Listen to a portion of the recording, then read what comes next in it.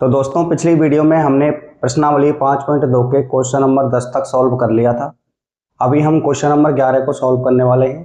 तो देखिए question number 11 है हमारा, कोई एपी दे रखी है हमको, उसका कौन सा पद 54वें पद से 132 अधिक है। यानी कि हमको ये बताना है कि इस श्रेणी का ऐसा कौन सा पद है जो इसके इस श्रेणी के जो 54वां पद है उससे 132 अधिक है। ऐसा पद हमको यहाँ पे ज्ञात करना है। तो दोस्तों देखिए किस प्रकार से हल करेंगे ऐसे क्वेश्चनों को। सबसे पहले लिखा है यहाँ पे हल, प्रथम पद लिख लो यहाँ पे, प्रथम पद यानी कि a बराबर कितना है मेरे पास 3। सार बंधन निकाल लो d। कैसे निकालते हैं सर, द्वितीय पद में से प्रथम पद को घटा देते हैं। 15 माइनस 3 इक्वल टू 12। तो d का मान आ गया मेरे पास यहाँ पे 12। अब देखो हम प्रश्न अनुसार चलते हैं। तो मैं यहाँ पे मान लेता हूँ कि माना इस एपी का कोई nवा पद है जो इसके 54वें पद से 132 अधिक है। तो देखो मैं यहाँ पे लिख लेता हूँ, माना एपी का nवा पद इसके 54वें पद से 132 अधिक है, 132 अधिक है। इसको अगर मैं गणितीय रूप में लिखना चाहूं तो कैसे लिखूंगा दोस्तों, देखो nवा पद को किससे लिखते हैं अपन, an से। तो nवा पद कौन से पद से, 54वें पद से। 54वें पद कैसे लिखेंगे, a54 प्लस कितना अधिक है, 132 अधिक है। जो लाइन मैंने ऊपर हिंदी में लिखी है दोस्तों उसी का गणितीय फॉर्म है ये नीचे। किसी श्रेणी का nवा पद उसके 54वें पद से कितना अधिक है, 132 अधिक है। अब दोस्तों हमारे पास वही फॉर्मूला है an वाला, a plus n minus 1 into D, वही हर जगह लगेगा। तो देखो ये जो an है, an का फॉर्मूला कैसे लिखेंगे यहाँ पे, a plus n minus 1 into D equal to a54 को कैसे लिखेंगे, a प्लस, कल मैंने बताया था जो भी आपको यहाँ पे पद लिखना हो उसमें से एक कम करके लिख देना है। यानी कि 54 में से जब एक कम करेंगे तो कितना बचेगा, 53। तो यहाँ पे लिखो 53d प्लस में 132 और है, ये लो, ये फॉर्मूला बन गया मेरा। अब मैं यहाँ पे जो मेरे a का मान है और d का मान है उनको पुट कर देता हूँ। यहाँ पे 3 रखो भाई a की जगह, 3 प्लस n यहाँ पे हमको ज्ञात करना है, d का मान कितना है 12, तो ये लो 12 लिख दिया, बराबर a कितना है 3 प्लस 53d, 53 इंटू डी का मान कितना है, डी का मान है 12 प्लस 132। अब दोस्तों इसको सॉल्व करना है, इसको सॉल्व करते ही हमारा आंसर निकल के आ जाएगा। अभी देखो मैं यहाँ पे सॉल्व कर देता हूँ। इधर भी दोस्तों देखो बराबर से, इधर ये 3 प्लस का है, इधर भी प्लस का है, यानी 3 से 3 तो ये कैंसिल आउट हो जाएगा। अब देखो यहाँ पे क्या क्या बचा हुआ है, यहाँ पे बचा हुआ है n माइनस 1 और इंटू में है 12 बराबर, इधर इन दोनों का गुणा कर लो, चाहे तो ऐसे ही रख लो, गुणा कर लेते हैं। देखो 12 तिया हो गए 36 और 12 पंजे 60 और 3 63, तो ये हो गया 636 प्लस में इसमें जोड़ो 132। इन दोनों को जोड़ लेते हैं दोस्तों, इन दोनों को जब जोड़ेंगे तो कितना आएगा, देखो 6 और 2 8, 3 और 3 6 और 6 और 1 7। इधर यहाँ पे 12 गुणा में है, उधर जाएगा भाग में, इधर बच जाएगा मेरे पास n माइनस 1, भाग दे दो। देखो 12 पंजे 60 और 12 छिंग हो गए 72, 4 बता बढ़ चुका 48। यहाँ पे n माइनस 1 है तो n बराबर, चलो एक स्टेप बढ़ा देता हूँ, n बराबर 64 माइनस 1 उधर जाएगा, किसका हो जाएगा, प्लस का। n का मान आ गया मेरे पास यहाँ से 65। अब दोस्तों मैं अतः यहाँ पे लिख सकता हूँ, अतः एपी का 65वां पद, एपी का 65वां पद इसके 54वें पद से 132 अधिक होगा, 132 अधिक होगा। दोस्तों अतः लिखना बहुत जरूरी है, इसका 1 नंबर मिलता है। तो देखिए दोस्तों बहुत ही सिंपल सवाल था। सबसे पहले हमने प्रथम पद निकाल लिया, यहाँ से सार बंधन याद कर लिया डी, और मैंने मान लिया कि एपी का nवा पद जो है इसके 54वें पद से 132 अधिक है। गणित की फॉर्म में कैसे लिखेंगे, ए एन बराबर एक A54 प्लस 132, फॉर्मूला लगा दिया मैंने a plus N minus one into D. इसमें भी दोस्तों यही फॉर्मूला लगा है, ठीक है, मैंने यहाँ पे शॉर्टकट में लिख दिया है a प्लस 53 डी प्लस 132। इसको सॉल्व कर लिया है थोड़ा सा, 3 से 3 कट गया है और कैलकुलेशन करके n बराबर कितना आ गया, 65 आ गया। इसी तरीके से दोस्तों आगे हम सवालों को आसान तरीके से हल करेंगे। तो देखिए मेरे प्यारे साथियों, अब है हमारे पास क्वेश्चन नंबर 12। क्वेश्चन नंबर 12 किस प्रकार से है, देखो, दो समांतर श्रेणियों का सार्वंतर समान है यदि इनके 100वें पदों का अंतर कितना है, 100 है। वो हमसे कहना चाहता है कि हमारे पास इस बार दो समांतर श्रेणी हैं, उन दोनों समांतर श्रेणियों का जो अंतर है, जो सार्वंतर है, वो क्या है, समान है, ठीक है। तो इनके 1000वें पदों का अंतर क्या होगा, ये हमको ज्ञात करना है, ठीक है दोस्तों। थोड़ा सा अच्छे से समझना है इस क्वेश्चन को। तो देखो सबसे पहले इसमें हम दो श्रेणी लेके सॉल्व करेंगे। तो मैं मान लेता हूं इसमें, माना पहली श्रेणी, पहली समांतर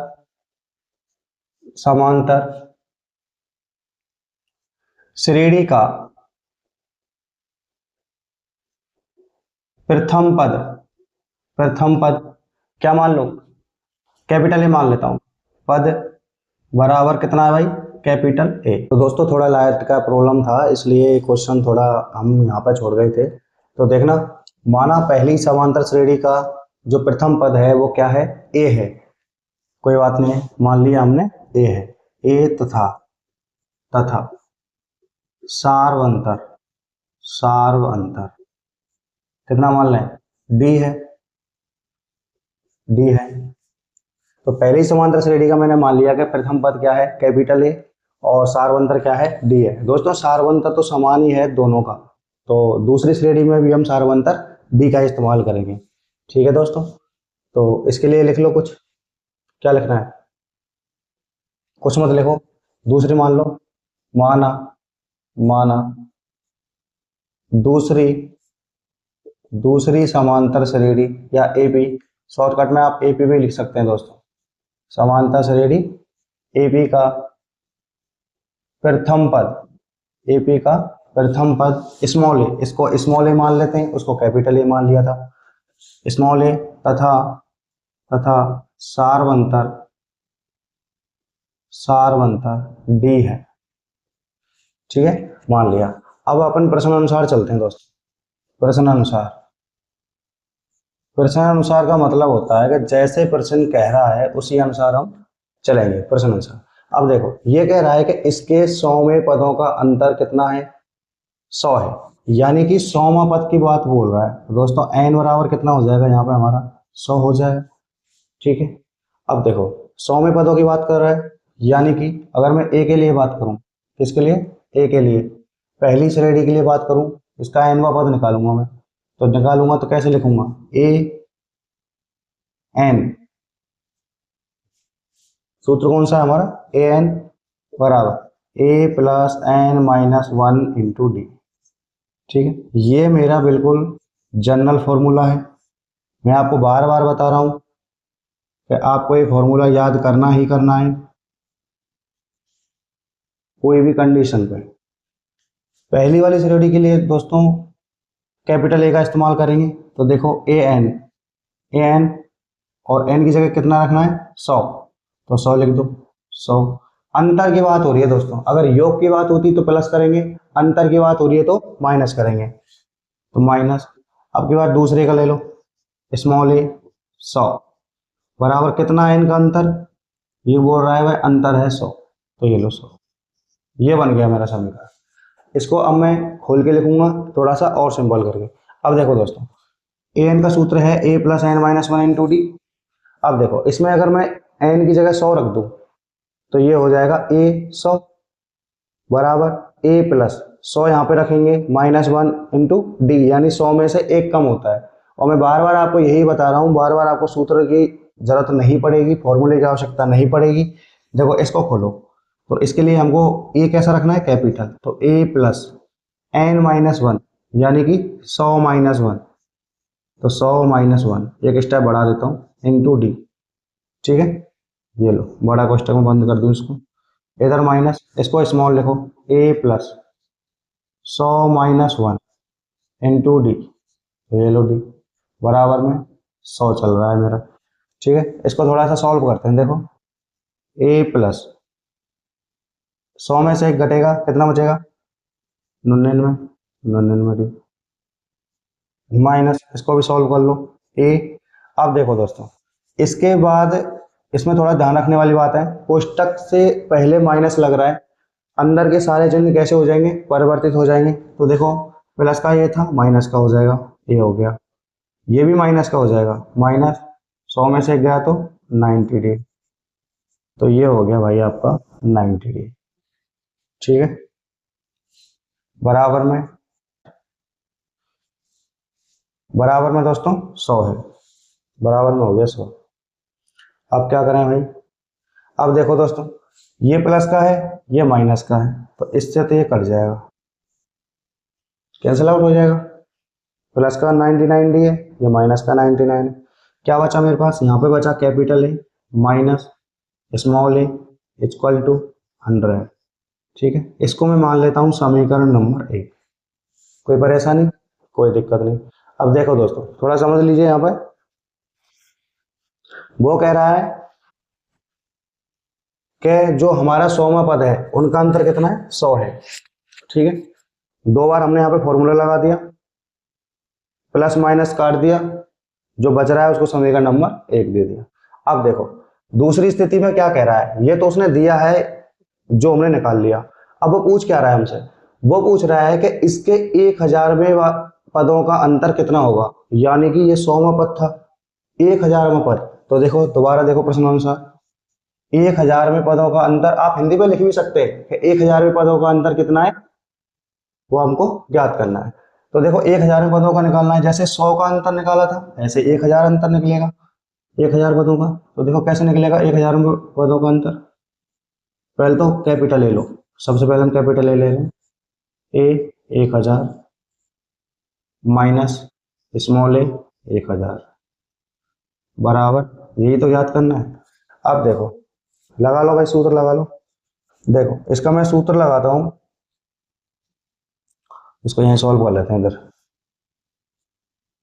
ए प्लस, अब देखो यहाँ पे जब 100 था तो एक कम करके लिखा था 99 डी, तो यहाँ पे भी एक कम करके लिखो, कितना हो जाएगा 999 डी माइनस, ऐसे देखो यहाँ पे क्या आया था ए माइनस 99 डी, तो यहाँ पे क्या आएगा ए माइनस 999 डी। ठीक है, अब इसको सॉल्व करो, बराबर, देखो यहाँ पे प्लस का है 999, यहाँ पे माइनस का है, तो ये तो हो जाएगा भाई कैंसिल आउट। बचा क्या है मेरे पास, बचा minus a capital A minus small a. अब देखो इसकी वैल्यू तो हमारे पास है ऑलरेडी, कितनी है 100, तो हम यहाँ पे समीकरण 1 से मान रख सकते हैं, समीकरण 1 से क्या करेंगे भाई, मान रख देंगे, बराबर में कितना आ जाएगा 100, यानी हमारे 1000वें पदों का अंतर कितना आ गया भाई 100 आ गया। तो हम यहाँ से लिख सकते हैं, अतः एपी के 1000 में पदों का अंतर 100 ही होगा। अपनी लैंग्वेज में आप बना के लिख सकते हैं दोस्तों, बहुत सिंपल सवाल था, इतना कठिन आप है नहीं है। देखो अब सवाल नंबर 13 को सॉल्व करेंगे, तब तक तो दोस्तों अगर आपका कोई भी क्वेश्चन है तो आप कमेंट में जरूर लिख के जाएं, मैं उसका सॉल्यूशन जरूर करा के दूंगा दोस्तों।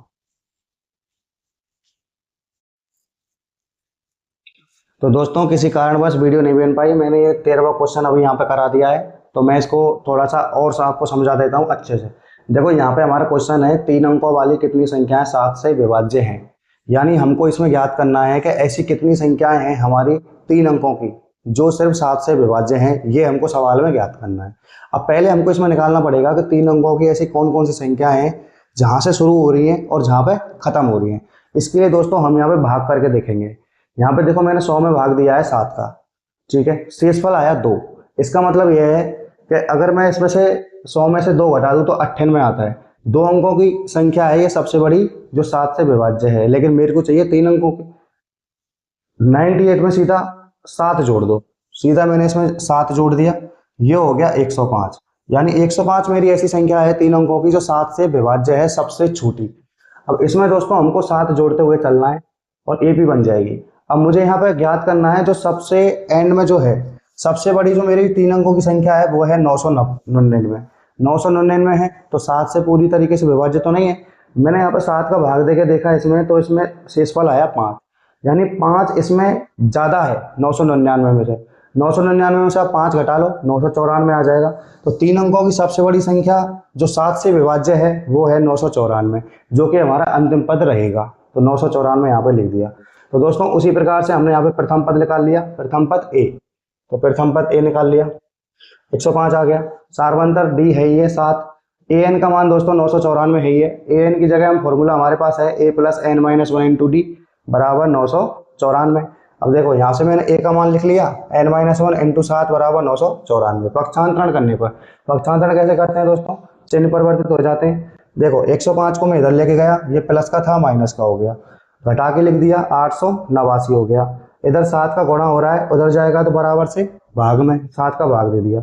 7 का जब मैंने इसमें भाग दिया दोस्तों 127 आया, 127 आया। इधर माइनस में है एक, उधर जाएगा तो प्लस में, 127 प्लस 1। तो मेरे पास यहाँ से n की वैल्यू आ गई 128। तो यहाँ पे मैं अतः लिख सकता हूँ, अतः 3 अंकों वाली 128 संख्याएं 7 से विभाज्य हैं। दोस्तों मैंने अभी बहुत अच्छे से इसको एक्सप्लेन किया था, कुछ वीडियो नहीं बन पाई और इसमें कमरे में गर्मी बहुत लग रही है, तो जल्दी से देख लो। इसके 2 सवाल मैं आज करा दूंगा, 14वां और 15वां, बाकी अगले एपिसोड में चर्चा करेंगे। तो इसका अगला क्वेश्चन करने वाले हैं, तब तक इसको देख लो। क्वेश्चन नंबर 14 है 10 और 250 के बीच 4 के कितने गुणज हैं। जस्ट इसके जो पीछे वाला क्वेश्चन किया था ना दोस्तों 7 से विभाज्य वाला, सेम टू सेम ऐसे ही है, डिटो ऐसे ही करना है। सबसे पहले हमको 4 के गुणज पता होने चाहिए। 10 से ऊपर, गुणज का मतलब है ऐसी संख्या जिसमें 4 का भाग पूरा पूरा जाता हो, वही गुणज है। देखो हल करो, तो 4 के गुणज लिखो, 10 और 250 के बीच 4 के गुणज, 4 के गुणज कितने हैं भाई। 4 के गुणज देखो वही हमारा सिस्टम, भाग दे के देख लो, 10 में भाग दे लो भाई, कितने का 4 का, 4 दूनी 8, कितनी बार गया 2 बार। शेषफल कितना बच रहा है, 2 बच रहा है। इसका मतलब यह है कि अगर 10 में मैं 2 जोड़ दूं तो 4 का गुणज बन जाएगा। समझ रहे हैं दोस्तों, 10 में क्या जोड़ दें, शेषफल को जोड़ दें, कितना आ गया 12। ठीक है, यानी मेरे जो पहला जो गुणज है 4 का वो 12 है, जो 10 से बड़ा है। अब इसमें 4 4 जोड़ते जाओ, कितनी बार हो गया 16, 20, 24 डॉट डॉट डॉट डॉट। 250 में देखो, 250 में तो 4 का भाग पूरा पूरा जाएगा नहीं, इसका क्या करेंगे, भाग देखो भाई, 250 में भाग दे लो 4 का, 4 छकी हो गया 24, 4 दूनी 8, कितना बचा 2। इसका मतलब यह है कि अगर इसमें से मैं 2 घटा दूं, ऊपर से आ रहे हैं, बड़ी संख्या में से आ रहे हैं, इसलिए घटाएंगे जोड़ेंगे नहीं, क्योंकि हमको 250 से ऊपर नहीं जाना है, 250 के बीच में ही बताना है। 250 में से 2 गए तो कितने बचे भाई 248, यानी 4 का सबसे बड़ा गुणज जो 250 से छोटा है कितना है 248। तो यहाँ पे अंतिम पद हो जाएगा हमारा 248। दोस्तों बड़े सिस्टम से समझ में आ रहा होगा, अगर यहाँ तक आप वीडियो देख रहे हैं तो लाइक जरूर करें। एपी, ये बन गई हमारी एपी। अब हमारा वही प्रथम पद, यानी ए बराबर कितना 12, डी बराबर कितना 4, क्या याद करना है, एन याद करना है। फॉर्मूला क्या है, ए एन बराबर a plus N minus 1 into d, जबकि हमारे पास ए एन का मान कितना दे रखा है 248। भाई ए एन का मतलब क्या है, अंतिम पद। हमने जो क्लास शुरू की थी तभी बताया था आपको, ए एन का फॉर्मूला लिख लो, a plus N minus 1 into D equal to 248। मान रख दो भाई, ए की वैल्यू है 12 प्लस एन ज्ञात करना है, डी कितना है 4 है, इक्वल टू 248। पक्षांतरण कर लो भाई, एन एक साथ पक्षांतरण कर दूं, एन बराबर 248 माइनस 12, देखना दोस्तों बड़े गौर से है ना, और 4 का लग गया भाग, और यह -1 है, उधर जाएगा तो +1। इस तरीके से दोस्तों आप एक बार में ही पक्षांतरण कर सकते हैं। ये मैं आपको पहली बार बता रहा हूँ, नहीं, उससे पहले मैं आपको अलग अलग बताता था। कोई ना, ये भी सीखना पड़ेगा। क्या किया है, 248 सबसे पहले 12 को उधर ले गया, माइनस कर दिया। फिर भाई ये माइनस उधर जाएगा, 4 का भाग तो बाद में लगेगा ना, इसलिए दोनों में लगेगा, 4 का भाग दे दिया। अब जो ये माइनस का 1 है उधर जाएगा, किस में जाएगा, +1 में। आप चाहो तो इसको एक एक स्टेप में कर सकते हो बढ़ा के। देखो मैं इसको सॉल्व कर देता हूँ। यहाँ से मैं इसको 12 को घटाऊंगा, ये बच गया मेरे पास 6 और 3 और 2, 236 बच गया। बटे में 4 है, प्लस में 1 है। बात वही है दोस्तों, कैसे ही कर लो। 4 का इसमें भाग दो, 4 पंजे हो गया 20 और 4 छिंग 4 नाम 36, सही है, हो गया काम। प्लस में 1, तो n की वैल्यू आ गई मेरे पास यहाँ से 60 आ गई भाई, 60 आ गई। इसका मतलब क्या है, इसका मतलब यही है दोस्तों, देखो आपको अतः बनाना सिखा रहा हूँ। 10 और 250 के बीच 4 के कितने गुणज हैं, तो कितने को हटा दो, इसकी जगह n का मान लगा दो। तो देखो अतः अतः 10 और 250 के बीच 250 के बीच 4 के 60 गुणज हैं। कितने गुणज हैं दोस्तों, 60 गुणज है। उम्मीद करता हूं आपको समझ आ रही होगी। अगर आपको कोई क्वेश्चन है तो कमेंट में जरूर लिखें। तो देखिए साथियों, क्वेश्चन नंबर है 15, n के किस मान के लिए दोनों समांतर श्रेणियों के nवें पद बराबर होंगे। यानी क्वेश्चन को थोड़ा समझने की कोशिश करेंगे।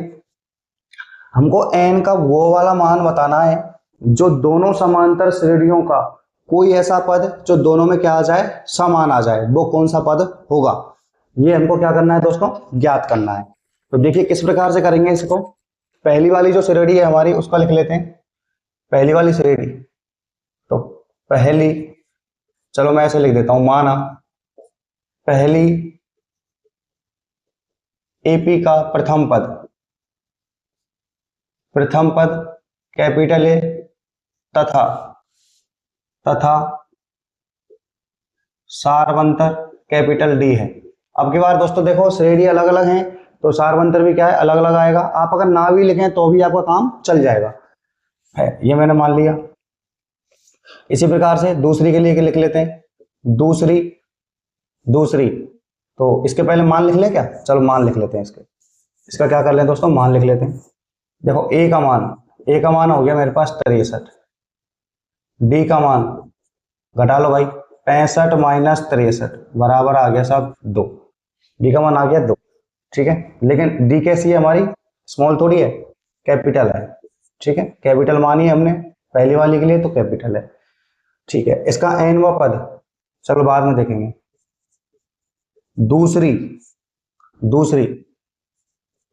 दूसरी एपी का प्रथम पद ए तथा सारवंतर। तो दोस्तों थोड़ा मोबाइल गर्म हो जाता है, इसकी वजह से ये वीडियो बंद हो गई थी। तो यहाँ तक तो उस वीडियो में है कि एपी का प्रथम पद ए तथा सारवंतर डी है। तो देखो दोस्तों यहाँ से ए बराबर कितना है, 3 है, और डी बराबर कितना है, 10 माइनस 3 बराबर 7, दूसरी वाली श्रेणी का। अब देखो दोस्तों प्रश्न अनुसार हमसे वो कह रहा है कि इसका जो nवां पद है दोनों का, पहली श्रेणी का और दूसरी श्रेणी का, क्या होना चाहिए, समान होना चाहिए। दोनों के लिए मैंने फॉर्मूला लगा दिया दोस्तों। इसके लिए मैंने कैपिटल ए और कैपिटल डी का प्रयोग किया है। तो देखो दोस्तों यहाँ से मैंने सीधा मान रख दिया, तो मान रख दिया स्मॉल ए का मान 63 प्लस n-1 इंटू 2 डी का मान 2 बराबर। अब इसके लिए इसमें से रखेंगे मान, ए का मान कितना 3 और डी का मान 7, ये रख दिया दोस्तों।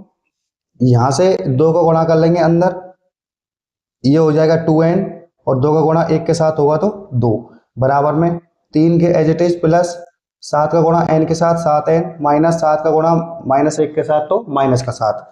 अब देखो दोस्तों यहाँ पे जो भी घट रहा है उसको घटा लेते हैं। देखो 63 में से 2 गया, यहाँ पे बच गया 61, तो 2n प्लस 61 बराबर 7n माइनस 7 में से 3 को घटा लिया माइनस का 4। अब n वाले को एक साइड रख लेते हैं, बिना n वालों को एक साइड। 7n इधर रह गया, 2n उधर भेज दिया, माइनस को हो गया, -4 को इधर ले आए, प्लस का हो गया। ये दोनों जोड़ दिए 65 हो गए। 7n में से 2n को घटा दिया, माइनस 5n हो गया। अब यहाँ से क्या किया है, 5 का भाग दे दिया, हो गया 13। 65 में लग गया भाग कितने का, 5 का। दोस्तों ये मैंने बड़े अच्छे से अभी समझाया था, तो इसमें थोड़ी ज़्यादा गर्मी लगती है कमरे में, इसलिए ये फ़ोन हो जाता है गर्म और पता चलता नहीं है कि वीडियो बनी है या नहीं बनी है। दोस्तों वीडियो बनाने में सच में बहुत मेहनत लगती है। वीडियो अगर अच्छी लगी हो, आपके लिए कुछ हेल्पफुल इसमें कुछ मिला हो, तो वीडियो को लाइक करें, चैनल को सब्सक्राइब करें, अपने मित्रों के साथ इसको शेयर करें। इसके 5 क्वेश्चन और रह रहे हैं, अगली वीडियो में मैं उसको कंप्लीट करा दूंगा। उसके बाद हम 5.3 को पढ़ेंगे। इसी तरीके से दोस्तों इस पूरी किताब को हम सॉल्यूशन कर लेंगे। तो सपोर्ट बनाए रखें दोस्तों। धन्यवाद।